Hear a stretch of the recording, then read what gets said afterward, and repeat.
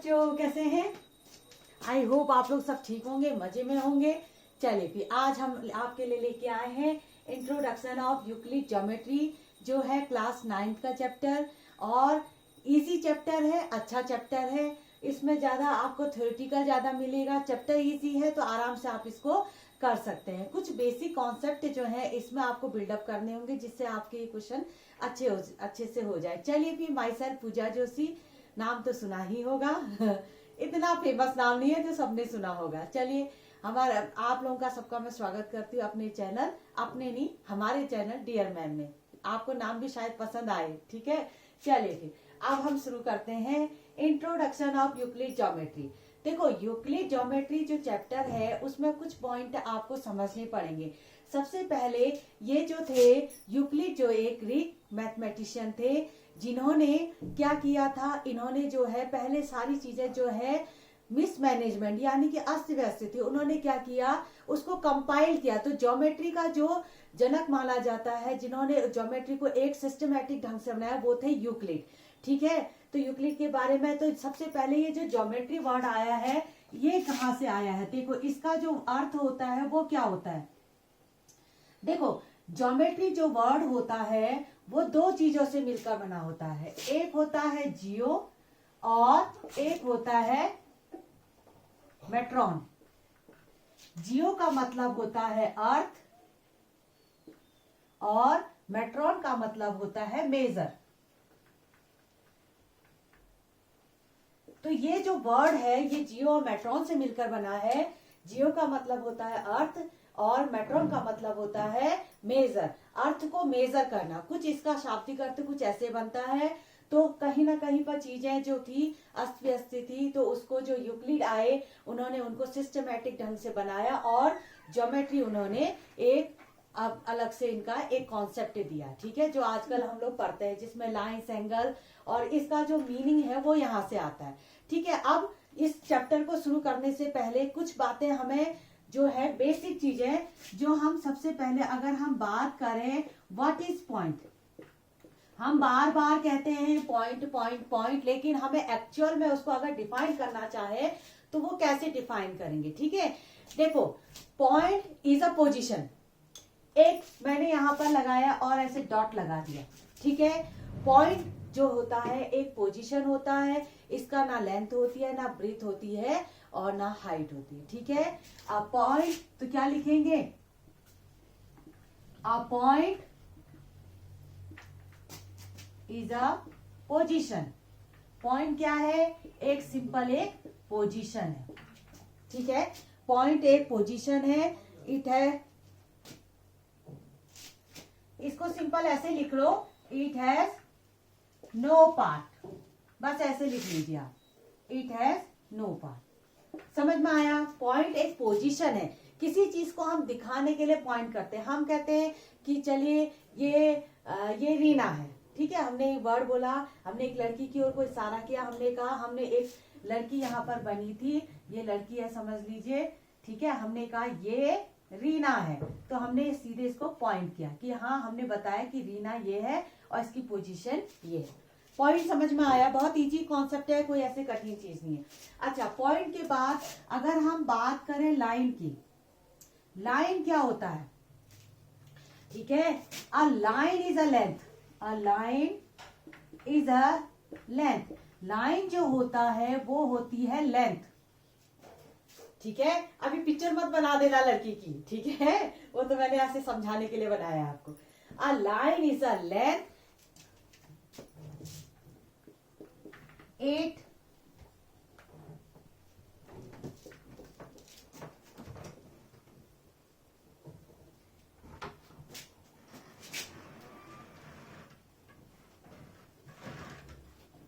breadth and height।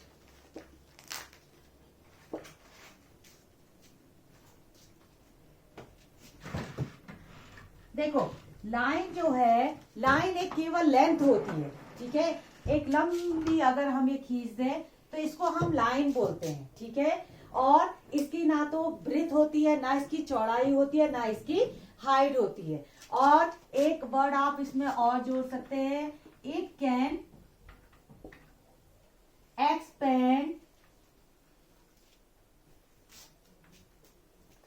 Infinitely.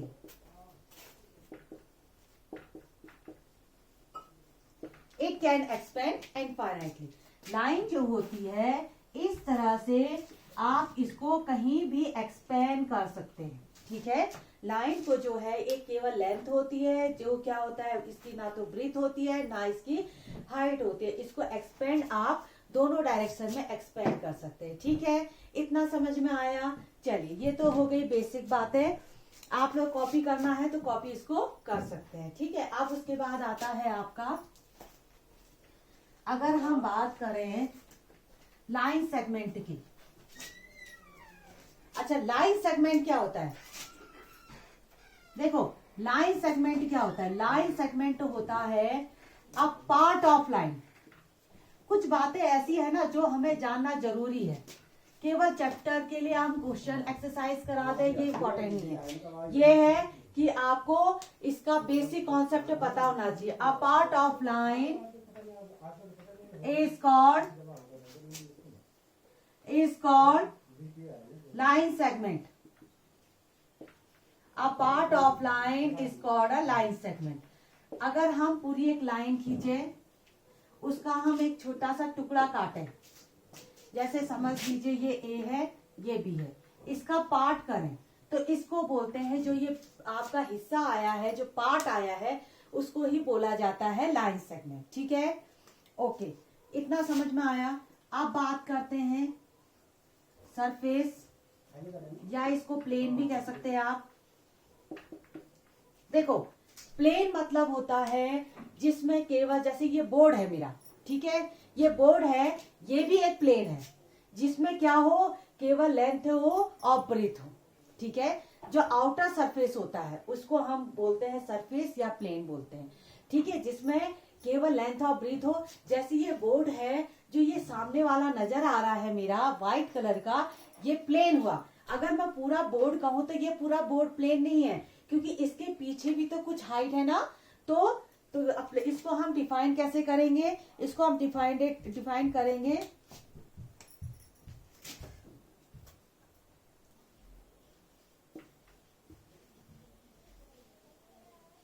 a surface which have only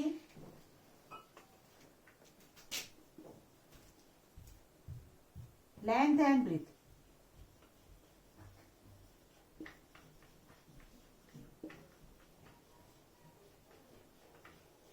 जिसमें length और breathe हो,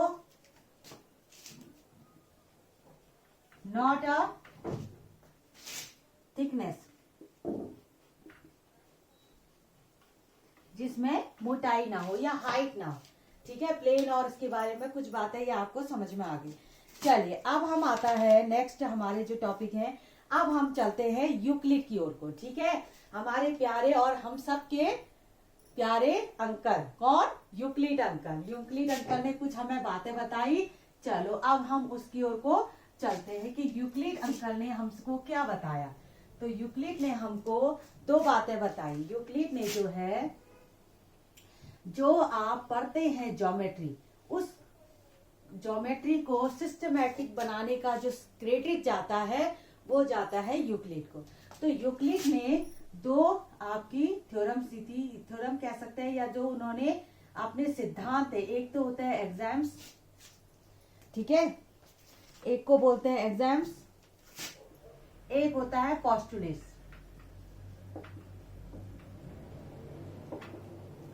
देखो एग्जाम्स और पोस्टुलेट दो इन्होंने अपने प्रिंसिपल दिए। एग्जाम्स वो होते हैं जो मैथ में हर जगह वैलिड है, ठीक है, हाँ मैथ में जो है हर जगह पर वैलिड है, उसको एग्जाम्स बोला जाता है। पोस्टुलेट मतलब जो केवल ज्योमेट्री में वैलिड माने जाते हैं, ठीक है। ये जो पोस्टुलेट्स होते हैं ये ज्योमेट्री में वैलिड होते हैं, वैलिड इन मैथ। अब मैथ से मैं रिलेटेड कुछ भी होगा तो उसमें ये जो मैथ में हम हर जगह पर जो हम यूज करते हैं उन्हीं को लेके, उन्हीं प्रिंसिपल को लेके हम सॉल्व करते हैं चीजें। वो सब हम बचपन से जानते हैं, तो हमें ये पता नहीं था कि ये सब चीजें यूक्लिड ने दी हैं, ठीक है। अब उन्होंने जो है पोस्टुलेट दिया, तो पोस्टुलेट वैलिड फॉर ज्योमेट्री।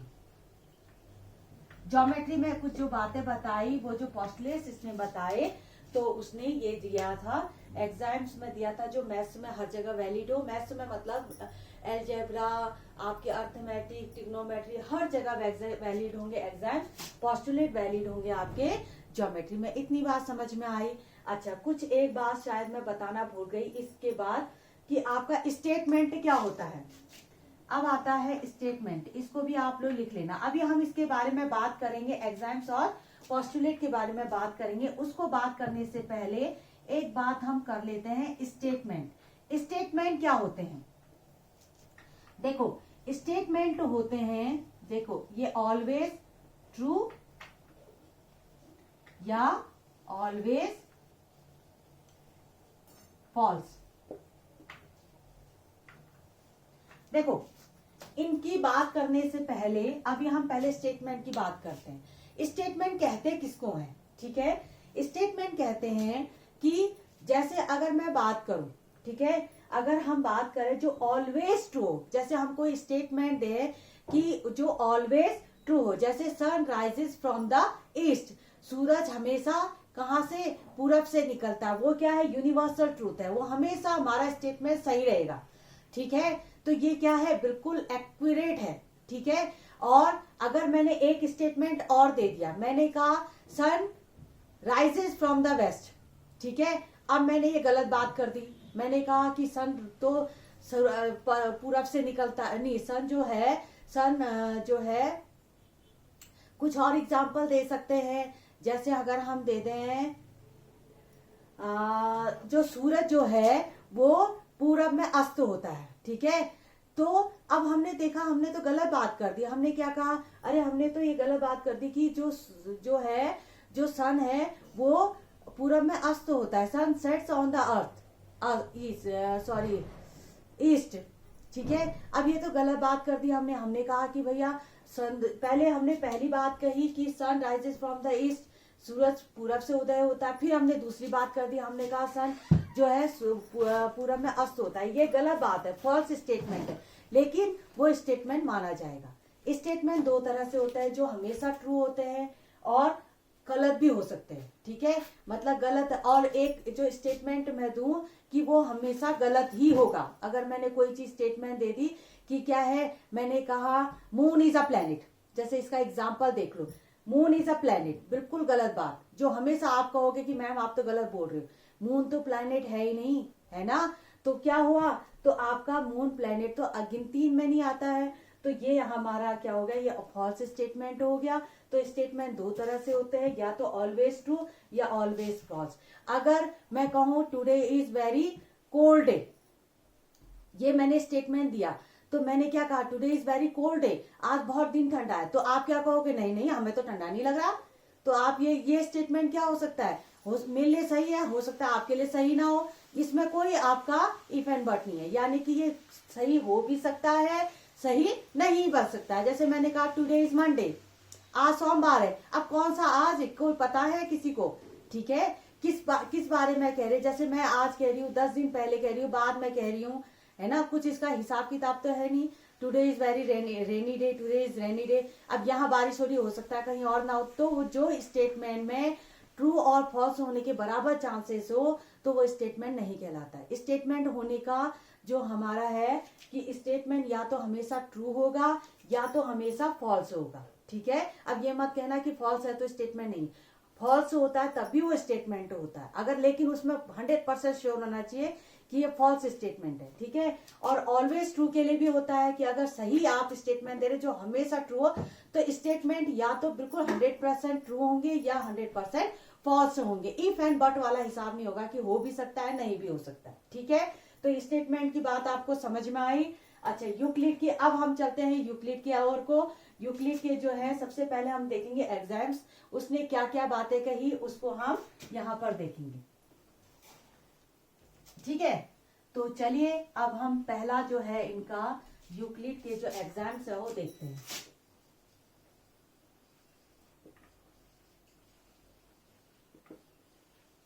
आपको इतना समझ में आया? इतना समझ में आया सब बच्चों को? चलिए देखो, सबसे पहला उसने कहा things which are equal to the same things, things which are equal to the same thing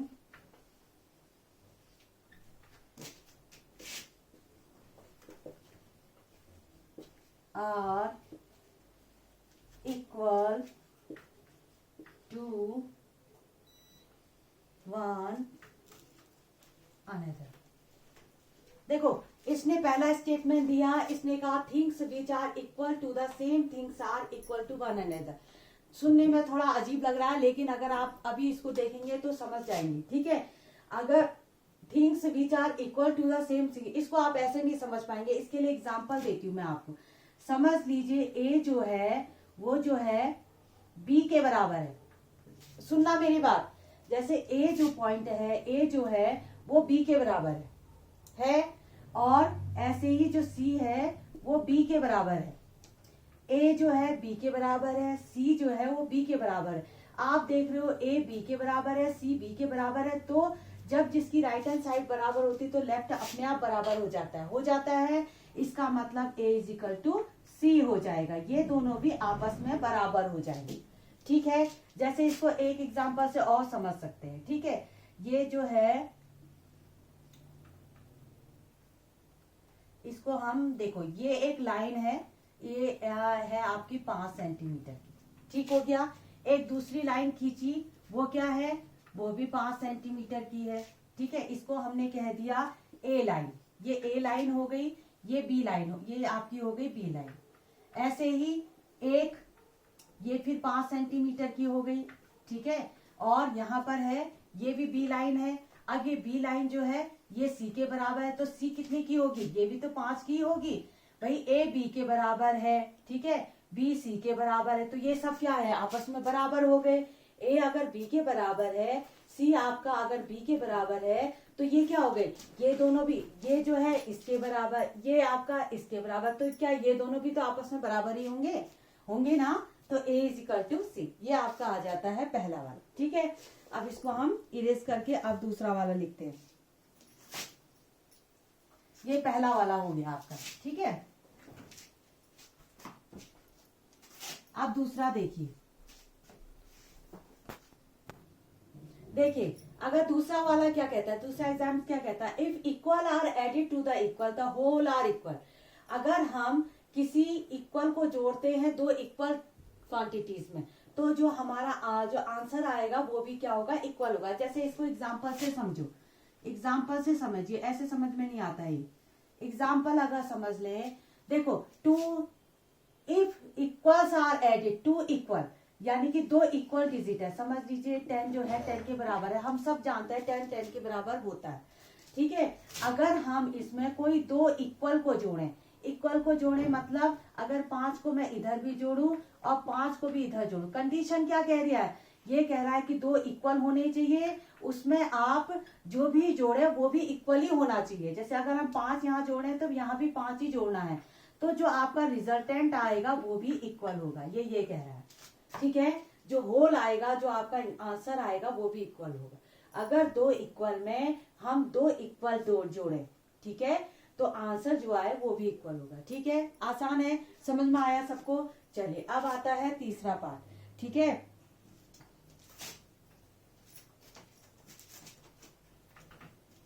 क्या कहता है तीसरा part, if equal are subtracted, बस वही बात कह रहा है। If equal are subtracted from equal,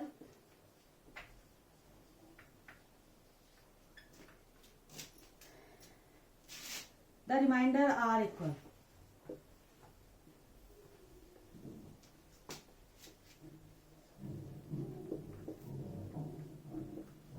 ये भी वही बात है, बस घुमा फिरा के कह दिया इसने। हमने एडिशन की बात करी थी, अब उसने सब्ट्रैक्शन की बात करी। एग्जाम्पल देखें, अगर जो इक्वल में से अगर if equal are subtracted from equal, ठीक है, जैसे ये जो पिछला एग्जाम्पल क्या था उसी को करते हैं। दो इक्वल है, ठीक है, दिखाई दे रहे हैं, 10 और 10 सबको पता है इक्वल होते हैं। अच्छा, अब उसमें से अगर हम कोई चीज सब्ट्रैक्ट करें, देखो अगर हम क्या करें, किसी इक्वल को सब्ट्रैक्ट करें, आपकी बात जैसे समझ लीजिए हम 5 को सब्ट्रैक्ट करते हैं, दोनों ओर से इक्वल सब्ट्रैक्ट करना है, ऐसा नहीं कि कुछ और नंबर सब्ट्रैक्ट करते, इक्वल, ये दोनों भी इक्वल होने चाहिए, जो रिजल्टेंट आएगा वो भी इक्वल होगा, ये कह रहा है, ठीक है। रिजल्टेंट, ये जो रिमाइंडर बचेगा, जो आंसर बचेगा वो भी क्या होगा, इक्वल होगा। बहुत इजी है, कुछ कठिन नहीं है इसमें, ठीक है।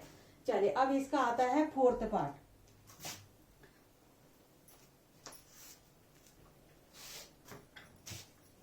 फोर्थ पार्ट क्या कहता है आपका, फोर्थ पार्ट कहता है things which coincide with one another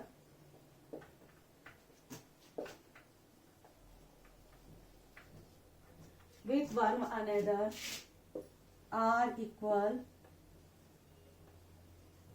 to one another।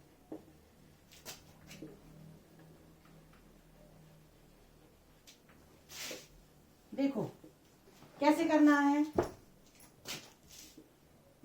Writing देखिए कितनी गंदी है, बहुत ज्यादा आप लोगों की अच्छी है, हाँ देखिए सबकी कॉपियां चेक करी है मैंने, बहुत बच्चों की देखिए कैसी राइटिंग होती है।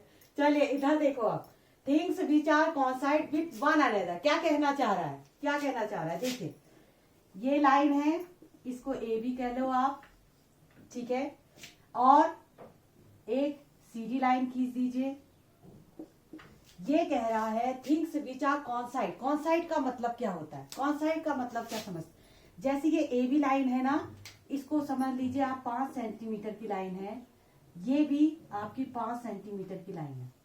coincide का मतलब होता है इस सीधी को उठा के अगर मैं इसके ऊपर रखूं तो आपका दोनों का आपको डिफरेंस करना मुश्किल हो जाए, बिल्कुल इसके ऊपर बिल्कुल फिट हो जाए, कहीं पर भी एक्स्ट्रा आपको अलग से दिखाई ना दे, ठीक है। जैसे अगर ये मोबाइल है मेरे पास, ये मोबाइल है, इसके जैसे सेम एक दूसरा मोबाइल है बिल्कुल डिक्टो, और इसके ऊपर मैं रख दूं, ठीक है, इसके ऊपर मैं रख दूं और ऊपर से मुझे दिखे, मुझे ऐसा लगे कि एक ही मोबाइल है, जब मैं बाद में देखूं तब मुझे पता चले अरे ये तो 2 मोबाइल हैं, मतलब बिल्कुल डिक्टो, मतलब कहीं से भी एक्स्ट्रा लेंथ एक्स्ट्रा भी, जितनी इसकी लेंथ है उतनी उसकी लेंथ होगी, जितनी इसकी ब्रेथ है उतना ही इसकी ब्रेथ होगी, यानी कि इसी लाइन की जैसी सेम ये लाइन दोनों जो हो कॉन्साइड हो तो वो क्या होती है, आपस में इक्वल होती है। वो तो देखने से ही समझ में आता है कि दोनों अगर सेम होंगी तभी कॉन्साइड हो पाएंगी। अगर समझ लो ये 5 है, मैं यहाँ पर 6 सेंटीमीटर की लाइन ले लूं, ठीक है, 6 सेंटीमीटर, ये सी यहाँ पर आ गया, 6 सेंटीमीटर की लाइन, इस लाइन को अगर मैं इसके ऊपर रखूं, सोच लीजिए आप, दिमाग लगाइए, ये फोन है, इस फोन के ऊपर मैं दूसरा फोन रखूं जो क्या हो, छोटा सा हो, अच्छा चलिए इसके ऊपर मैं मार्कर रख दूं, ये मार्कर रखूं, रखा मैंने मार्कर, आप ये कौन साइड है, नहीं है, बिल्कुल नहीं है, दूर से ही दिख जाएगा, ये छोटा सा है, इसकी लेंथ अलग ब्रीथ अलग, तो कॉन्साइड होने का मतलब बिल्कुल सेम डिक्टो इसका जैसा होना चाहिए। अगर मैं इस लाइन को इसके ऊपर रखूंगी तो आपको सीधे सीधे पता चलेगा कि एक्स्ट्रा ये लेंथ जो है यहाँ पर आपको नजर आ जाएगी, यहाँ नजर आ जाएगी या यहाँ, कॉन्साइड का मतलब ये होता है, ठीक है, समझ में आया, इक्वल टू वन अनदर, यानी कि कॉन्साइड अगर कोई चीज है तो वो दोनों आपस में एक दूसरे के इक्वल होंगी। ये आता है हमारा फोर्थ पोस्टुलेट। अब हम बढ़ते हैं फिफ्थ की ओर। फिफ्थ जो है इजी है, बातें उसने कही तो आप क्या करेंगे, इसको बार बार थोड़ा रिवाइज करेंगे, क्वेश्चन बहुत इजी है, आसान है, ठीक है। अच्छा अब देखिए फिफ्थ वाला क्या कहता है, the whole is greater than the part, the whole is greater than the part. जो होल होता है वो पार्ट से, सॉरी पार्ट की स्पेलिंग गलत होगी, PART, ठीक है, the whole is greater than part. जैसे समझ लीजिए लाइन है, ये होल हो गया, एक पूरी लाइन है, अब उसका जो पार्ट है, अब पार्ट हो सकता है इतना हो सकता हो, लेकिन हमेशा ये कह रहा है कि जो होल होता है वो हमेशा उसके पार्ट से बड़ा होता है। ये तो सोचने वाली बात है भाई, कोई लाइन है उसका आप एक टुकड़ा ले रहे हो तो टुकड़ा क्या बड़ा हो जाएगा उससे, ठीक है, जैसे आपको एक एग्जांपल से समझाऊं, आपके हाथ में ये उंगलियां हैं, तो आपकी उंगली क्या आपसे बड़ी हो जाएगी कभी? ऐसा कभी पॉसिबल है? कभी नहीं हो सकता है। आप हमेशा अपनी उंगली से बड़े रहेंगे। ऐसा तो नहीं हो सकता है कि हमारी उंगली हमसे बड़ी हो जाएगी और हम छोटे हो जाएंगे, ये तो नहीं हो सकता है। तो ये यूनिवर्सल ट्रूथ है। अगर आप कोई रस्सी ले, रस्सी का एक टुकड़ा काटे, तो टुकड़ा हमेशा कभी भी रस्सी से बड़ा नहीं हो सकता है। इसको यूनिवर्सल ट्रूथ कहते हैं, ये कभी भी गलत नहीं हो सकता है। तो ये स्टेटमेंट में भी आता है, ठीक है, ये बिल्कुल सही स्टेटमेंट है। स्टेटमेंट मैंने आपको बताए थे दो तरह के होते हैं, एक फॉल्स एक ट्रू। ऑलवेज फॉल्स या ऑलवेज ट्रू।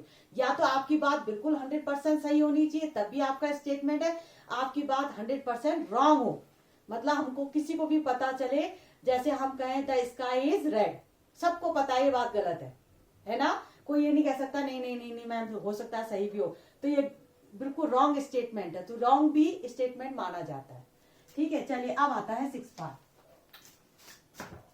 अब आता है 6 पार्ट। 6 पार्ट क्या कहता है? Things which are double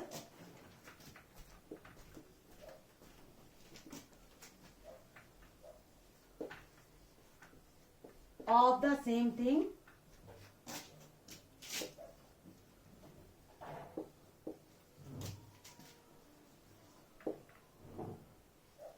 are equal to one another।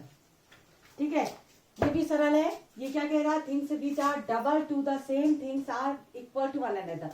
Example ले ले, कोई भी दो चीजें सेम है, समझ लीजिए 10 है, बार बार हम 10 ही ले रहे हैं तो इस बार भी 10 ही ले लो। ये कह रहा है कोई दो सेम थिंग है, अगर हम इसको डबल कर दें, डबल करने का मतलब क्या है? इसको 2 से मल्टीप्लाई करो, इसको भी 2 से मल्टीप्लाई, दोनों डबल होंगे तो रिजल्टेंट क्या आएगा? वो भी इक्वल आएगा। बस इतनी सी बात कही इसने। दो इक्वल चीज है, उनको अगर हम डबल कर देते हैं तो उनका जो रिजल्टेंट आता है वो भी डबल आता है। ठीक है, इतना समझ में आया? 6। अब आता है 7। चलिए अब आता है 7 पॉस्टुलेट, 7 एग्जाम। सॉरी हाँ, आप लोग तो मेरा कत्ल कर दोगे इतने में मैम ने गलत बताया इसलिए बस डिस्ट्रैक्ट करो। चलिए अब आता है 7। Things which are half of the same things are equal to one another. बहुत इजी है, कुछ नहीं है इसमें भी, हलवा है हलवा बिल्कुल। देखो ये क्या कह रहा है? कोई दो चीज सेम चीज है, उनका अगर हाफ करोगे तो भी इक्वल आएगा। जैसे आपकी बात, चलो 10 बहुत बोर हो गए, आप दूसरा ले लेते एग्जाम्पल, जैसे 20 ले लो, समझ लो। ठीक है, 20 का वो कह रहा है कि कोई दो चीज सेम लो और उसका आधा करो। करें आधा, डिवाइडेड बाय 2 करें, ये कितना हुआ? देखो जो इसका रिजल्टेंट आएगा वो भी सेम आएगा, ये कह रहा है। आप लोग ना एग्जाम्पल भी जरूर नोट करा करो, उससे आपको समझने में आसानी होगी, नहीं तो ये जो लैंग्वेज है थोड़ा सा किसी में समझ में नहीं आती। तो चलिए यहाँ तक तो हमारा पूरा हो गया, एग्जाम्स क्लियर हैं। अब हमारे आते हैं पोस्टुलेट्स की। ठीक है, अब हम पोस्टुलेट्स कराते हैं, चलो इसको कॉपी कर लो। चलिए अब आता है यूक्लिड के जो 5 पोस्टुलेट्स हैं, उसमें जो पहला पोस्टुलेट्स है वो क्या कहता है? अ स्ट्रेट लाइन में be drawn from any one point two another point. ये कह रहा है कि आप जो है एक पॉइंट से दूसरे पॉइंट तक, जैसे समझ लीजिए ये ए है ये बी है, ए और बी को ज्वाइन करते हुए केवल एक ही में be drawn from any one point two another one point. ठीक है, अ स्ट्रेट लाइन में be drawn from any one, यानी कि केवल आप क्या कर सकते हो? ए बी को 2 पॉइंट हैं, उनको ज्वाइन करते हुए आप केवल एक ही लाइन ड्रॉ कर सकते हैं, एक ही स्ट्रेट लाइन ड्रॉ कर सकते हैं। ठीक है, अगर मैं समझ लो, ऐसा नहीं है कि आप लाइन ज्वाइन नहीं कर, लाइन तो बहुत सारी ज्वाइन कर सकते हैं, लेकिन स्ट्रेट लाइन की बात हो रही है। आप देखो ए बी से सीधी लाइन है, अगर मैं एक चलो ऐसे करके ज्वाइन करूं तो ये लाइन क्या स्ट्रेट है? नहीं है ना, ये लाइन तो क्या है? थोड़ा सा टेढ़ी मेढ़ी है, तो ये चीज नहीं चलेगी। ये कह रहा है कि केवल 2 पॉइंट से होते हुए केवल आप एक स्ट्रेट लाइन बना सकते हैं, ये बात कह रहा है। A straight line may be drawn from any one point to another। 2 point से ज्वाइन करते हुए आप केवल एक ही स्ट्रेट लाइन ज्वाइन कर सकते हैं। ठीक है, चलिए अब आता है दूसरे पोस्टुलेट में, इसको आप लिख लो। देखो अ टर्मिनेटिंग, तो दूसरा वाला पोस्टुलेट क्या कहता है? अ terminating line can be produce independently. ठीक है, यानी कि टर्मिनेटिंग मतलब क्या होता है, जो खत्म हो जाए। जैसे एक लाइन हम ड्रॉ करें जो टर्मिनेटिंग हो, ठीक है, टर्मिनेटिंग मतलब जिसके क्या हो, एंड पॉइंट हो। जैसे क्या होता है, टर्मिनेट का किस वर्ड से आया है, क्या कहते हैं, आज आपको इस ऑफिस से टर्मिनेट किया जाता है, आपकी जॉब से टर्मिनेट मतलब हटाना, कम कर, फिनिश करना। यानी कि दो पॉइंट हैं, दो पॉइंट के बीच में एक टर्मिनेटिंग लाइन मतलब जिसका एंड पॉइंट भी है, स्टार्टिंग पॉइंट फिक्स एक लाइन है। तो ये कह रहा है एक टर्मिनेटिंग लाइन को जो है आप इनफाइनाइटली आगे एक्सटेंड कर सकते हैं। इस लाइन को हम आगे ऐसे बढ़ा सकते हैं, ऐसे ही यहाँ भी हम इसको इनफाइनाइटली बढ़ा सकते हैं। बस यही कह रहा है, और तो कुछ नहीं कह रहा है। A terminating line can be produced infinite। Terminating line समझ में आया, एक फिक्स लाइन, ठीक है। चलिए फिर इसको कॉपी करिए। देखो क्वेश्चन नंबर थर्ड कह रही, पोस्टुलेट नंबर थर्ड क्या है, अ circle can be drawn with any centre and any radius. ये कह रहा है आप किसी भी रेडियस का या किसी भी सेंटर का, आप देखो ये रेडियस ले ली हमने, किसी भी कहीं पर भी सेंटर मानते हुए किसी भी रेडियस का आप सर्किल ड्रॉ कर सकते हैं। हो सकता है मैं छोटा बनाऊं, हो सकता है मैं बड़ा रेडियस बनाऊं, ठीक है, कहीं पर भी सेंटर मानूं। मेरी पसंद यहाँ है, मैंने यहाँ सेंटर माना और मैंने बहुत बड़ा सा सर्किल बना दिया। तो किसी भी रेडियस और किसी भी सेंटर का आप कोई भी सर्किल ड्रॉ कर सकते हैं, ठीक है, कोई भी सेंटर मानते हुए, एनी रेडियस और एनी सेंटर। चलिए इसको भी कॉपी करिए, इजी है ये सब।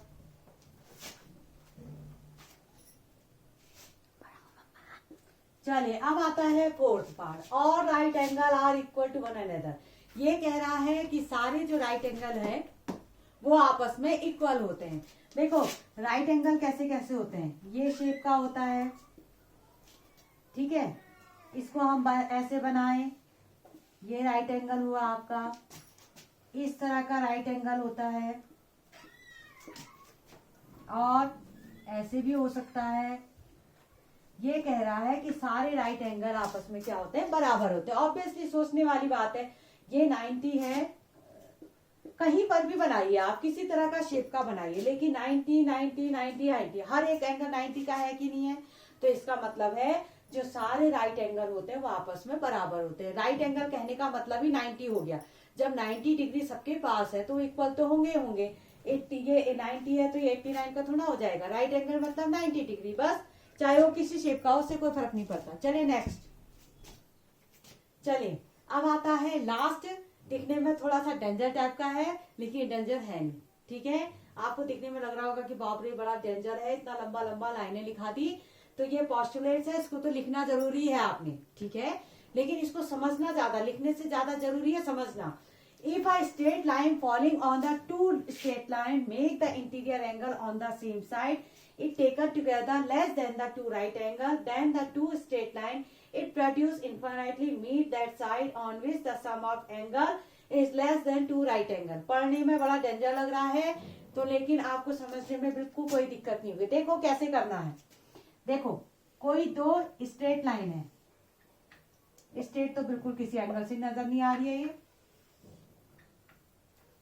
आप तो लाइन भी नहीं खींच रही है मुझसे, पता नहीं क्या हो रहा है, लाइन थोड़ा ढंग की नहीं खींच रही है।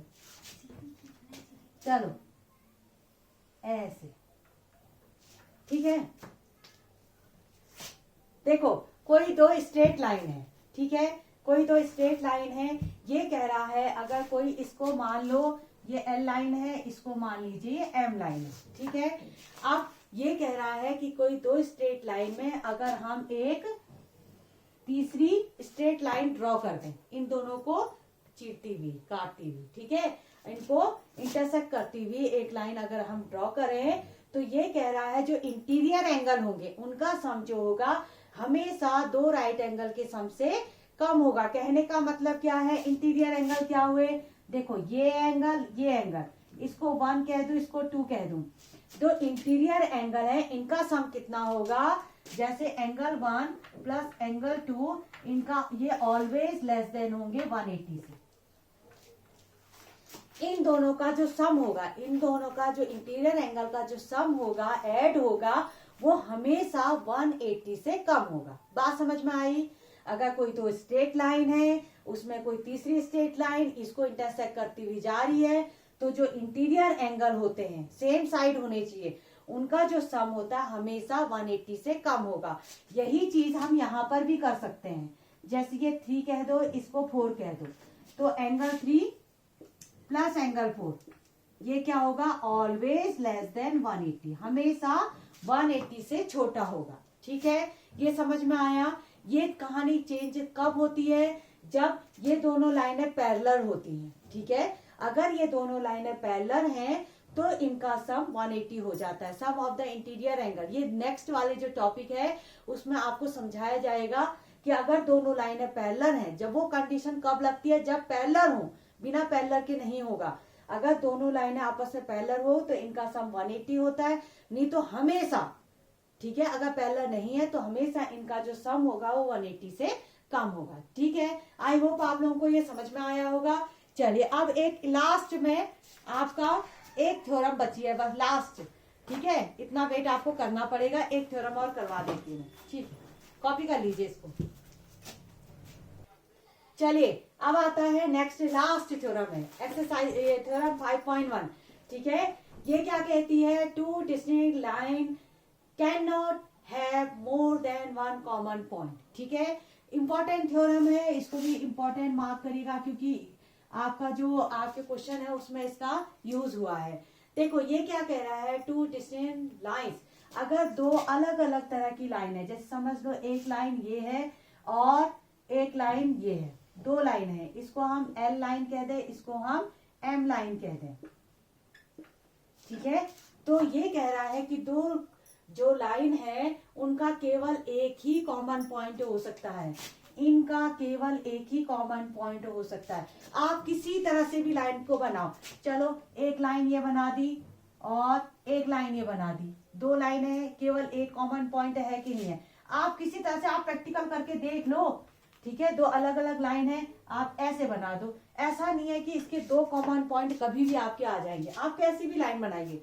ठीक है, आप खुद प्रैक्टिकल करके देख सकते हैं। अलग अलग तरह की 2 लाइनें खींच के देखिए, जब वो आपस में मिलेंगी तो केवल एक ही पॉइंट पे वो आपस में मिलेंगी।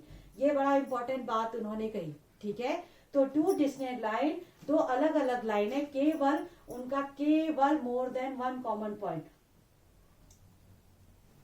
Can not have. बात समझे आप? केवल एक ही इनका कॉमन पॉइंट हो सकता है, उससे ज्यादा कॉमन पॉइंट नहीं हो सकते हैं। ठीक है, आई होप आप लोगों को बच्चों वीडियो पसंद आया होगा, ज्यादा बोर तो नहीं हुए आप? मजेदार टॉपिक है, अच्छा है, नंबर ले लो, क्या है, गिफ्ट मिल रहे हैं आपको नंबर, है ना? तो चलिए आप लोगों को, आई होप आप लोगों को पसंद आया होगा। वीडियो अगर पसंद आया तो जम के करना है लाइक, कंजूसी बिल्कुल नहीं, दिल खोल के लाइक, शेयर और सब्सक्राइब। बिल्कुल दिलदार बच्चे हैं हमारे, जम के लाइक करेंगे, शेयर करेंगे और सब्सक्राइब करेंगे। अगर डिस्क्रिप्शन में मैंने आपको लिंक दे दिया है फेसबुक और इंस्टाग्राम का, आप वहां मुझे वहां भी फॉलो कर सकते हैं। ठीक है, और तो आप इसको देखते रहिए, 1-2 बार रिवाइज कर लीजिए तो पक्का ये कॉन्सेप्ट आपका 100% बनने वाला है और इसकी एक्सरसाइज मैं बहुत जल्दी आपके लिए अपलोड कर दूंगी। Okay, thank you, bye.